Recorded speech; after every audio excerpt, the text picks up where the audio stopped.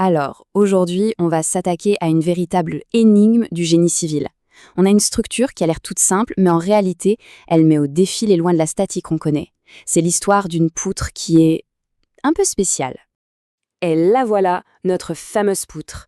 On la voit posée tranquillement sur 3 appuis, avec une charge bien répartie dessus. On pourrait se dire, bon, facile. Sauf que non. C'est justement cette configuration, avec ces 3 appuis, qui va tout compliquer.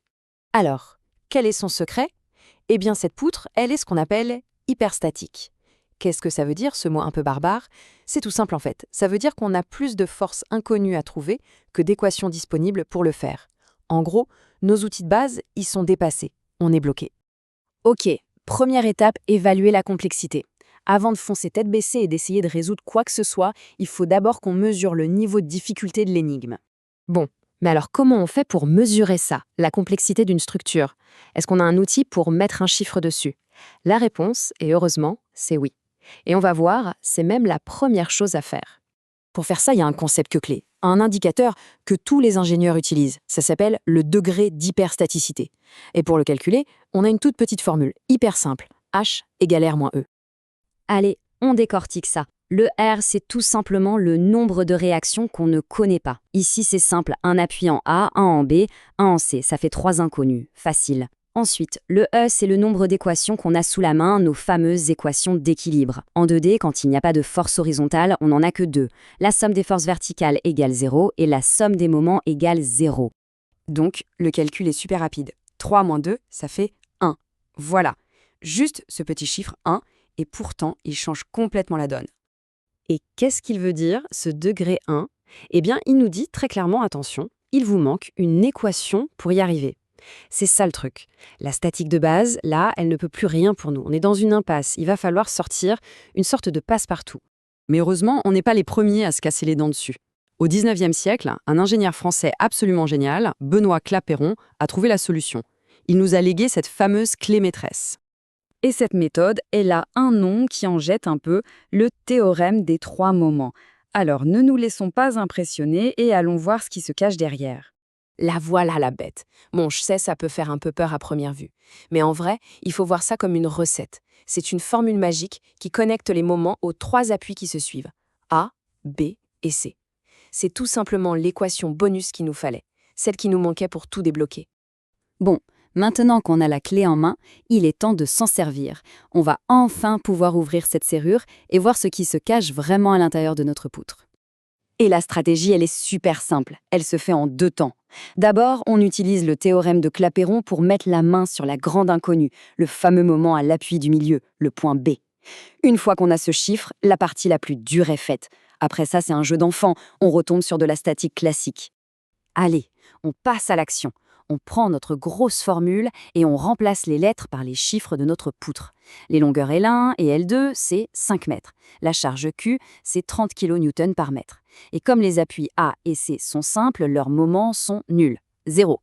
On touille un peu tout ça, on simplifie et on arrive à cette petite équation toute simple. Et paf, un petit coup de calcul et on trouve la valeur de MB, moins 93,75 kN/m. Ça y est, on la tient. C'est vraiment la pièce maîtresse du puzzle. Et le signe moins, il est super important. Il nous dit qu'à cet endroit, au-dessus de l'appui du milieu, c'est le haut de la poutre qui est en traction. Et maintenant que cette force cachée est connue, c'est comme si on avait désamorcé la bombe. Le problème n'est plus hyper statique. En gros, on peut maintenant couper notre poutre en 2 au niveau de l'appui B et analyser chaque morceau séparément avec nos bonnes vieilles équations d'équilibre. Et là, c'est l'effet domino. Tout s'enchaîne.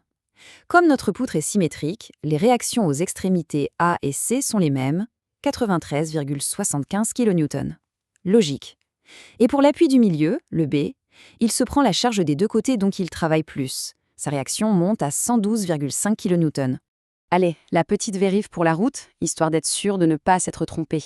On additionne nos 3 réactions et on obtient 300 kN. Maintenant, on regarde la charge totale qu'on a mise sur la poutre, 30 kN par mètre sur 10 mètres de long, ça fait aussi 300. Parfait, ça colle. L'équilibre est respecté, on peut dormir sur nos 2 oreilles. Ok, on a nos chiffres, c'est super. Mais les chiffres, ça reste un peu abstrait. Pour vraiment sentir ce qui se passe dans la poutre, le mieux, c'est de regarder les dessins.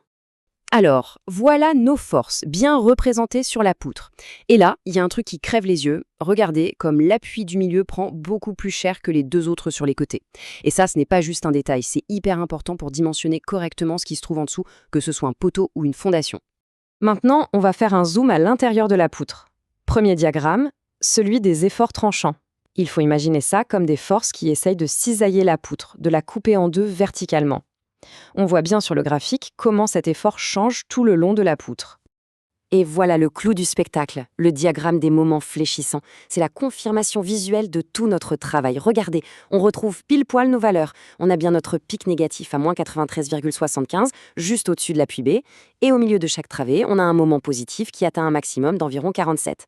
Donc, si on résume la méthode, c'est une sorte de plan d'attaque en 4 points. D'abord, on mesure le degré d'hyperstaticité pour savoir à quoi on a affaire.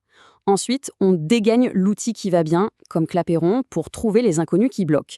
Après ça, on calcule tout le reste tranquillement. Et pour finir, le plus important, on dessine les diagrammes pour vraiment comprendre comment les forces voyagent dans la structure. Au final, ce qu'il faut retenir, c'est que résoudre une structure comme celle-ci, ce n'est pas juste aligner des chiffres sur une feuille. Non, le vrai but, c'est de comprendre l'histoire que racontent les forces, de suivre leur parcours à travers la matière, et ça nous pousse à nous poser une question plus vaste.